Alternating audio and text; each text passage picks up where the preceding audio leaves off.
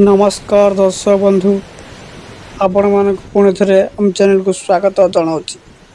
दर्शक बंधु वीडियो भल लगे गोटे लाइक करूँ अन्य मान सेयार करूँ सब्सक्राइब करूँ सब्सक्राइब कर पाखुआ बेल बटन को ऑन कर रखु।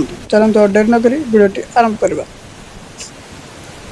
राज्य में दक्षिण पश्चिम मौसुमी वायु सक्रिय रही बेले राज्य में झड़ वर्षा जारी रही। आसंता काली राज्यर सुंदरगढ़, केन्दुझर, मयूरभंज, नुआपड़ा, बलांगीर, कलाहांडी, कंधमाल, प्रयागढ़, गजपति आदि जिले में 40 ରୁ 50 किमी बेगर पवन बहिबा सह बिजुली घड़घड़ी सह वर्षा हेब।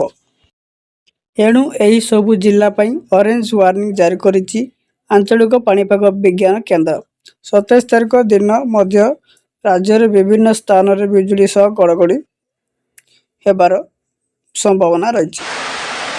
पाणीपाग केन्द्र सूचना मुताबक 28-29 तारिख में ओडिशा रे मुख्यतः पाग शुक्ला रहिबो। 30 तारिख में रायगढ़, कोरापुट, मालकानगिरी प्रबल वर्षा हेब।